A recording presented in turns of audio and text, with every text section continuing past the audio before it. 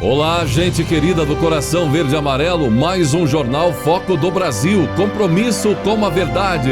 É sempre um prazer ir até você quando você comenta, deixa a sua opinião e queremos saber de novo de qual lugar abençoado do nosso imenso Brasil ou do mundo você assiste mais esta edição do Jornal Foco do Brasil. Participe do chat ao vivo, também comente deixando a sua opinião, o seu comentário aí a respeito das matérias. E é claro, veja se o sino de notificações está ativado para receber nossas atualizações diárias. Vamos agora às notícias desta edição. O presidente Jair Bolsonaro conversou com apoiadores e mais uma vez comentou sobre os ataques recebidos de parte da imprensa. Ele também citou o Despiora. A imprensa continua batendo que eu ignorei 70 e-mails para comprar vacina. Me aponte um país do mundo que comprou vacina no ano passado. Um.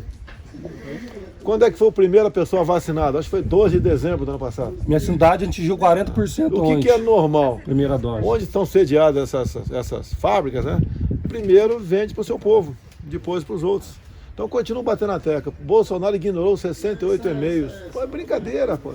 Presidente, esse discurso não vai parar. Não vai, não, é narrativa. Mas eu tenho vergonha. Você viu a Folha de São Paulo? A economia está despiorando?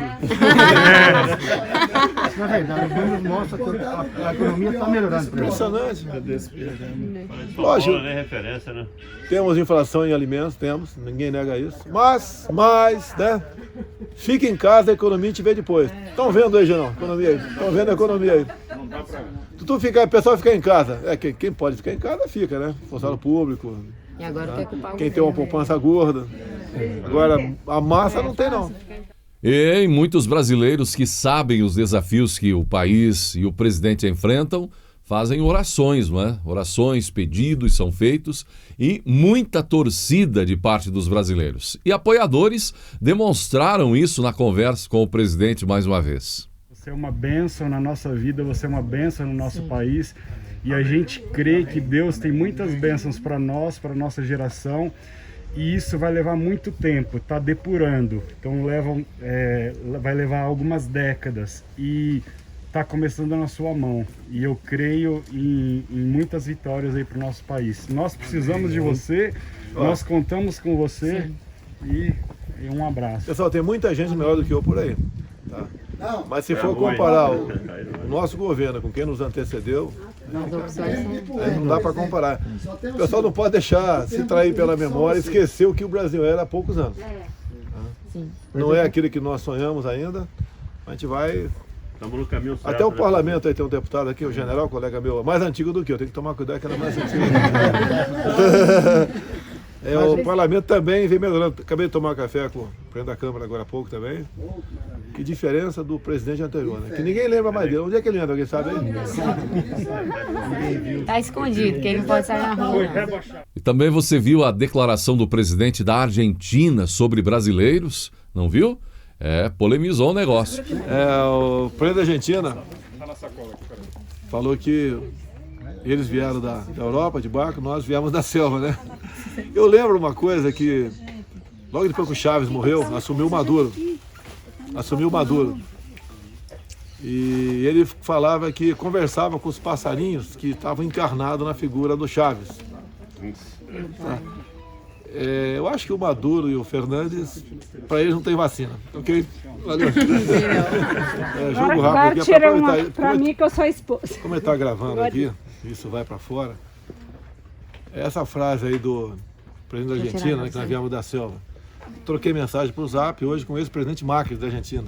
Não tem nenhum problema entre nós e nem com o povo argentino. Rivalidade com a Argentina só no futebol. E o presidente Bolsonaro também trouxe notícias sobre o ICMS. ICMS nos estados, um imposto que encarece consideravelmente muitos produtos, sobretudo os combustíveis, que é onde está a polêmica. Acabei de falar com o presidente da Câmara, deve botar semana que vem para votar em valor nominal o preço do ICMS no Brasil. Tá? Cada estado vai definir o preço do ICMS. Você sabe, se você chegar e não reclamar de mim, vai reclamar com toda certeza com o teu governador, que o ICMS é com ele.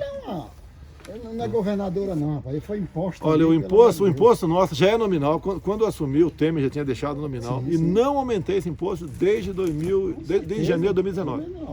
Rapaz, você é um. Agora, durante a pandemia, eu não sei se teve algum governador que fez isso. Eu acho que quase todos, se não todos, aumentaram esse aumento. Você baixou, eles aumentaram, isso é um absurdo.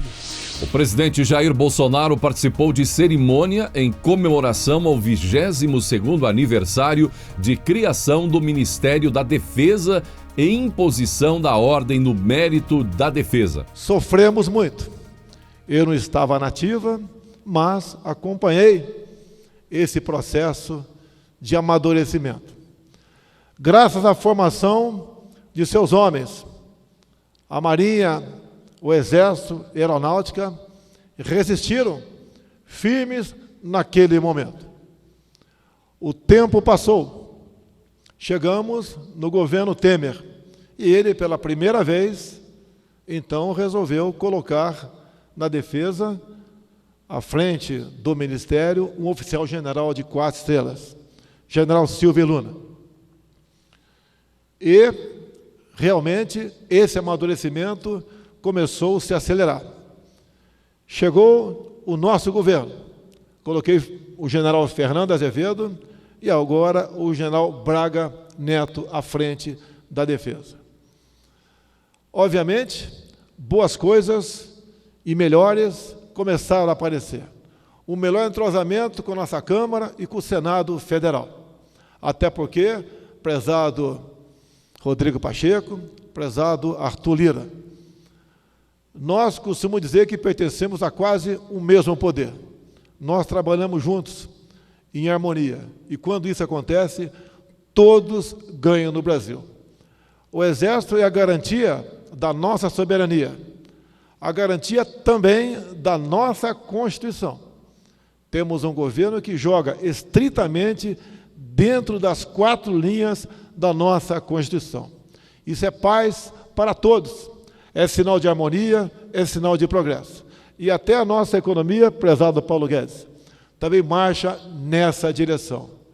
Vocês todos, meus ministros, senhores militares, estão de parabéns. A data de aniversário, apenas 22 anos, demonstra também uma grande maturidade de todas as nossas instituições. Estou feliz por estar à frente do destino da nação dentro do Poder Executivo, mas uma grande paz eu tenho dado ao nível, ao entendimento, ao comprometimento que têm os nossos militares. Hoje, todos nós podemos cumprimentar o Ministério da Defesa pelo seu aniversário. Dizer que acreditamos em todos os militares que compõem as nossas 3 forças, porque, além da paz e da tranquilidade, já aqui falado por mim, a certeza de um futuro melhor para todos nós. E na tarde desta quinta-feira, o presidente Jair Bolsonaro participou de anúncios do Ministério do Turismo. Entre os anúncios, o sistema de avaliação de impacto ao patrimônio no âmbito do licenciamento ambiental, colaborando para identificar e proteger o patrimônio cultural.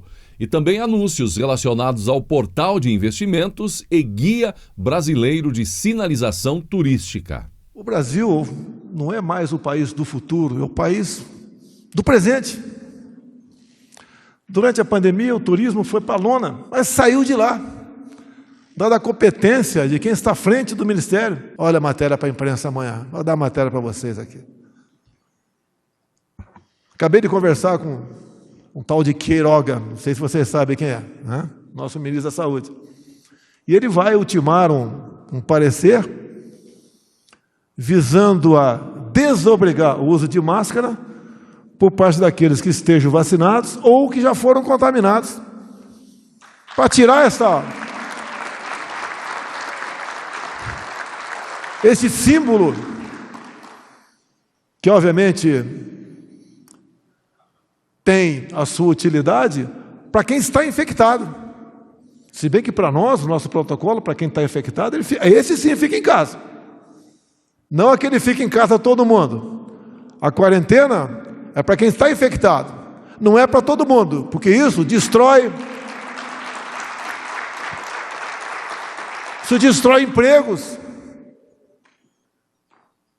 Mata de outra forma o cidadão. mata de fome, de depressão, aumenta a violência, Damares, em casa, aumenta o abuso contra a criança. Parabéns ao Tribunal de Contas da União. O relatório deles tem mais de 100 páginas. Está comigo o relatório. O relatório é bastante claro, dizendo que o critério adotado pelo Ministério da Saúde, via lei aprovada pelo Parlamento, poderia levar à prática não recomendável de uma supernotificação de casos de Covid para que governadores ganhassem mais recursos do governo federal.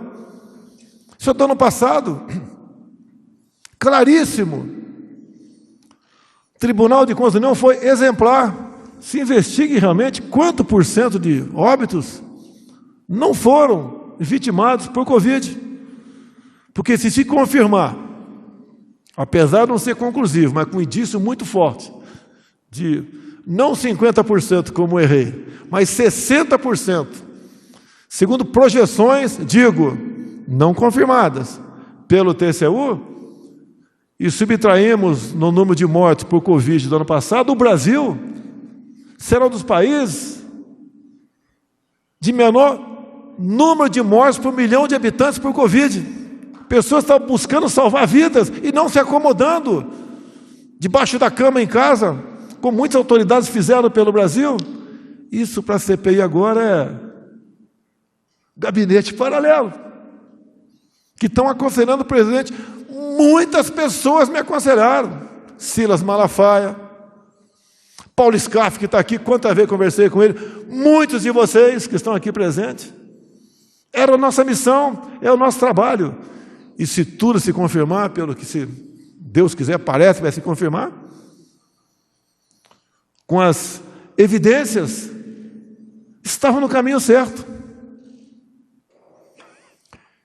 Quem tem que ser investigado não é quem manda dinheiro, é quem recebe o dinheiro e faz o uso dele. Apesar do feche tudo, que parecia que era um complô para derrubar o presidente pela economia, esse ano vamos crescer mais de 4%. Alguns falam no maiores, eu prefiro ficar nos 4%. Imaginem se não tivesse a pandemia, seria 7, 8 esse ano, Paulo Guedes. Graças a quê tudo isso? Ao trabalho, dedicação. Fui um privilegiado, escolhi os meus ministros. Os informais foram duramente abatidos. E logo o político, né? Esses políticos, que tanto falam que estão preocupados com os mais necessitados, com os mais pobres. Não se preocuparam, não. O nosso governo não tirou o emprego de ninguém. O governo federal não fechou um botequim em qualquer lugar do Brasil. Sabíamos do risco. Sabíamos que o vírus era mortal para uma parcela da sociedade, os com comorbidades, os mais idosos. E falamos claramente que tínhamos 2 problemas seríssimos pela frente. O vírus e o desemprego, que deviam ser tratados de forma simultânea e com a mesma responsabilidade. Isso nós fizemos. E abrindo precedentes para que outros governadores, não é, façam o mesmo, você viu que a Justiça deu permissão para que o governador do Amazonas não se apresentasse à CPI da Covid-19. E assim, ele não compareceu. O governador do Amazonas, Wilson Lima, citou como um dos motivos para não comparecer à CPI a realização de ações de segurança pública em seu estado, que tem sofrido uma série de ataques coordenados por uma facção criminosa. O povo precisa mais de mim aqui, nesse momento, argumentou o governador. Assim, a quinta-feira da CPI foi reservada para a votação de requerimentos. Vários requerimentos, quebras de sigilo, foram aprovados na quinta-feira na CPI. Muita gente lamentou, sobretudo os que esperavam respostas, não é? Até por parte do governo federal, que aguardavam o depoimento importante do primeiro governador na CPI. A dúvida que fica agora é se os próximos, que já estão inclusive com a data agendada, não vão fazer uso da prerrogativa da justiça, enfim, para também faltarem no dia dos seus depoimentos, não é? A corte iniciou ainda na madrugada desta quinta-feira, dia 10, o julgamento das ações que pediam a suspensão da Copa América no Brasil por conta da pandemia de Covid-19.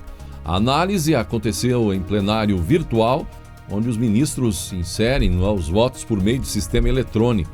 A ministra Carmen Lúcia, relatora de 2 ações das 3 ações, votou para que os 2 pedidos de suspensão do evento fossem rejeitados por conta de questões processuais.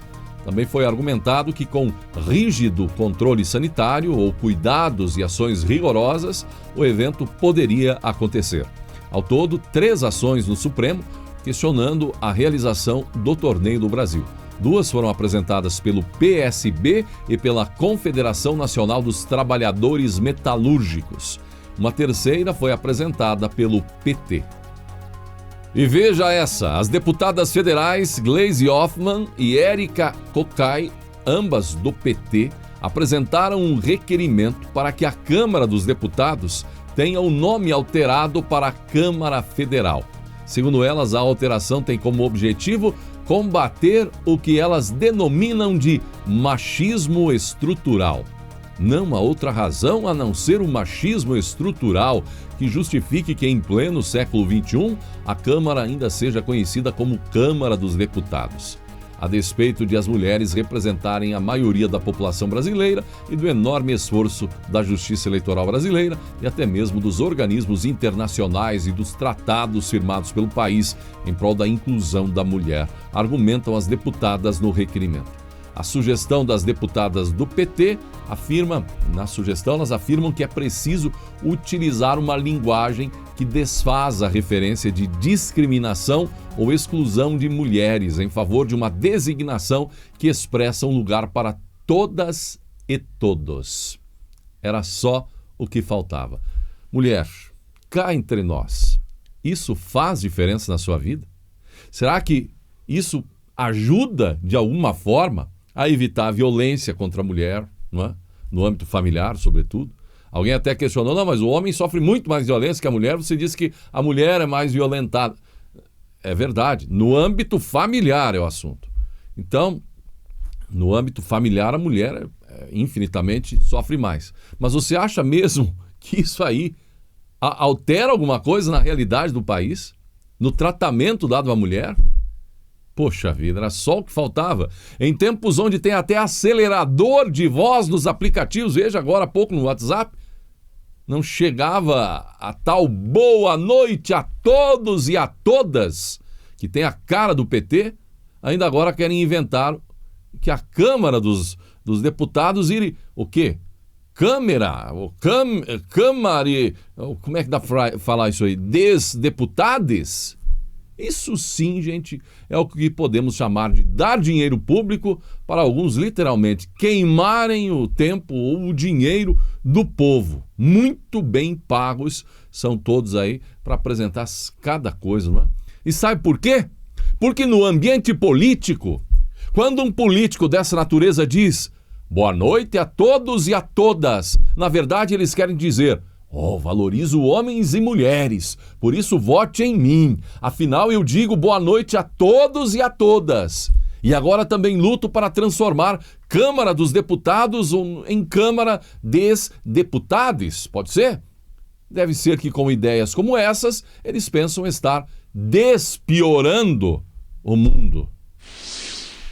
E pelo resultado, poderíamos imaginar que seria um bando de políticos corruptos presos que fez uma rebelião em um presídio. Mas como no Brasil político não costuma ficar preso, não é? Então a notícia é essa: presos fazem reféns em rebelião, caem no sono e vítimas ou reféns conseguem fugir. Durante rebelião na penitenciária estadual de Ponta Grossa, no Paraná, funcionários foram feitos de refém, conseguiram fugir depois que os presos insurgentes começaram a apresentar sinais de sonolência. De acordo com o Departamento Penitenciário do Paraná, a rebelião teve início na tarde de terça-feira, dia 8, e acabou na madrugada de quarta, dia 9, por volta das 5 da manhã, quando os presos pegaram no sono. A rebelião foi controlada então e um processo agora será aberto para autuar os envolvidos e investigar o caso. O governador de São Paulo, João Dória, afirmou que o presidente Jair Bolsonaro será multado. Dória quer multar Bolsonaro se o presidente participar de um movimento de rua, de moto, não é? Como está agendado, prometido no estado, sem o uso de máscara de proteção.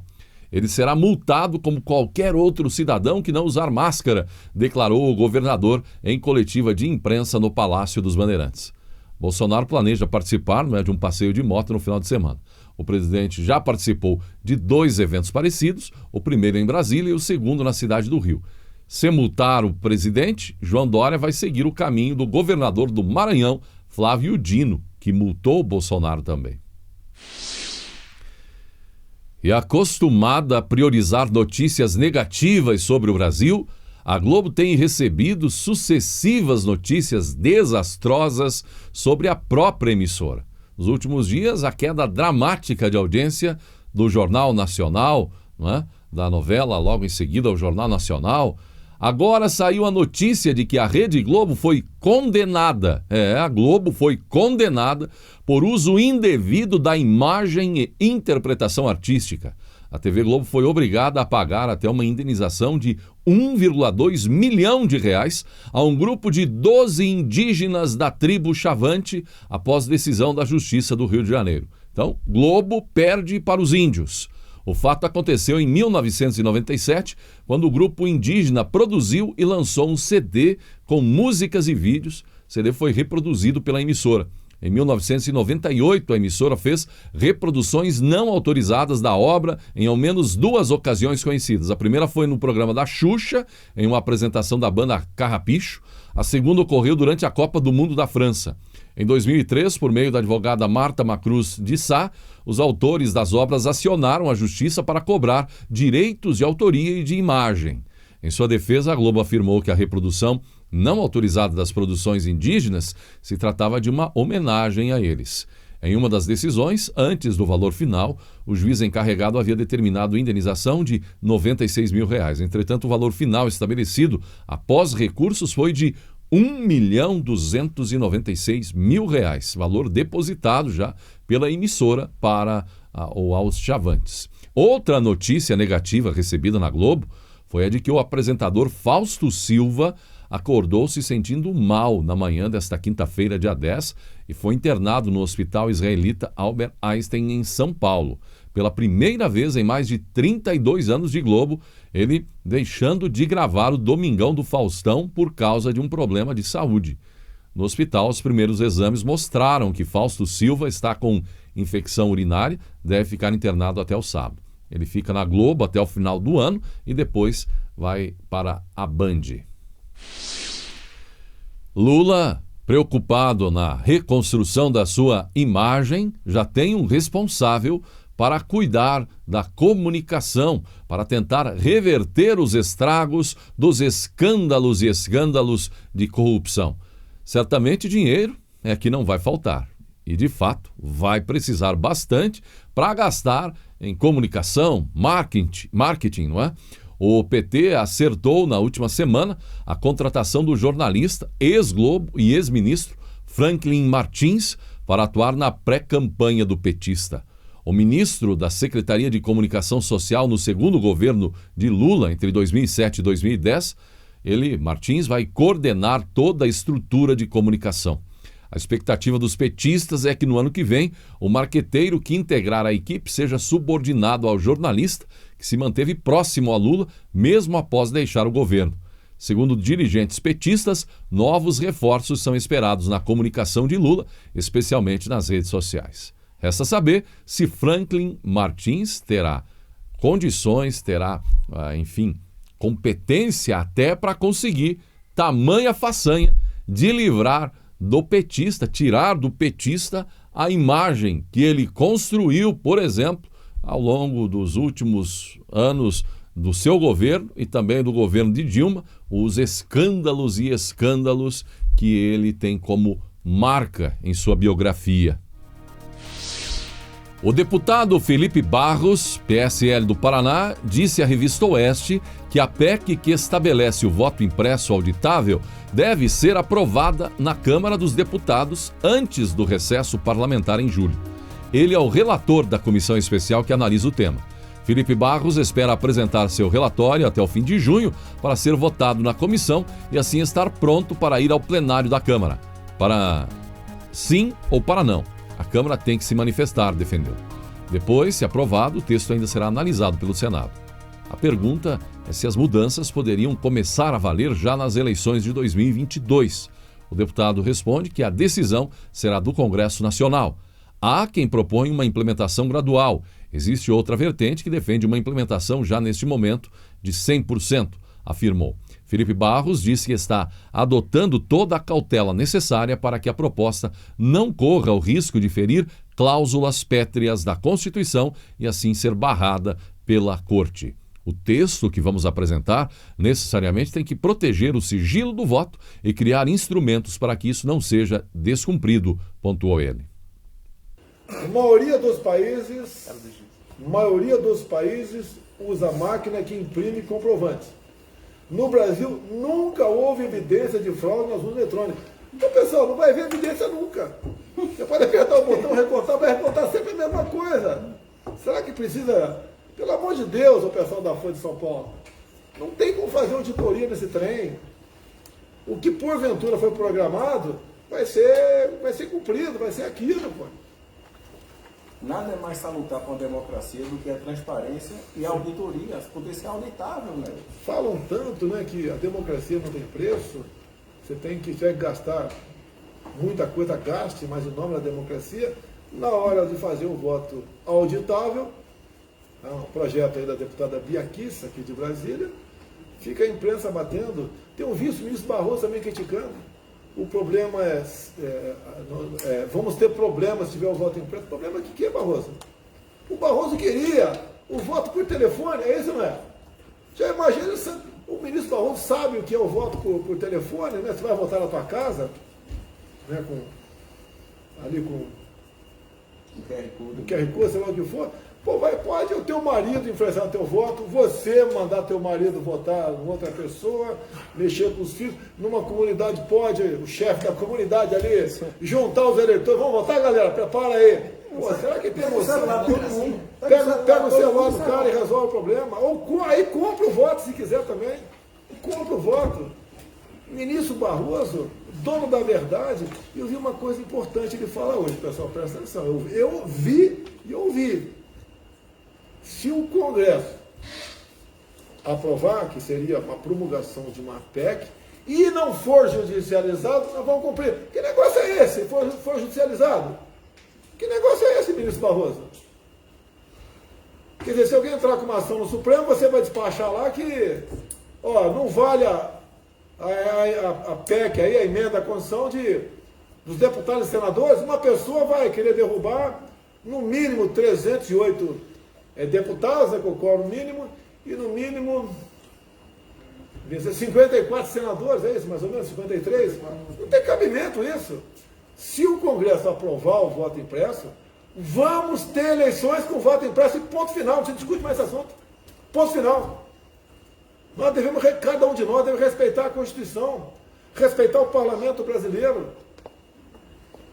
respeitar as decisões nossas, respeitar as decisões de vocês também, do Judiciário. Não é se meter em tudo.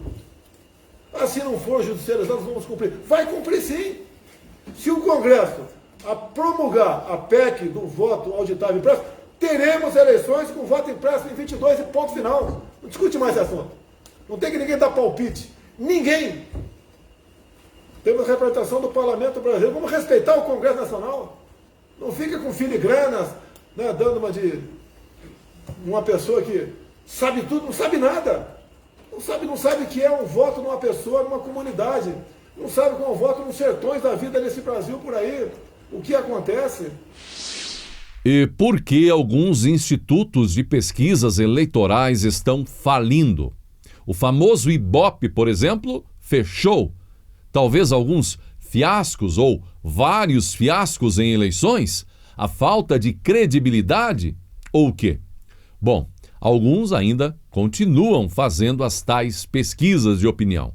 Por exemplo, pesquisa Poder Data, feita nesta semana, entre 7 e 9 de junho, trouxe um resultado que pode dar alguma resposta. A pesquisa diz que o presidente Jair Bolsonaro e Lula seguem em empate técnico para o primeiro turno das eleições de 2022. Já em um possível segundo turno, a pesquisa diz que Bolsonaro perderia em 3 cenários testados pelo Poder Data, com Lula e até com Huck. Com Ciro empataria. Aliás, perderia para Lula, perderia para Huck, Ciro e empataria com Dória. Como tudo é uma questão de credibilidade, fica a pergunta, não é? Você acredita nisso? E chegamos ao final desta edição do Jornal Foco do Brasil. Gratidão pela sua atenção e que Deus abençoe a você e a sua família.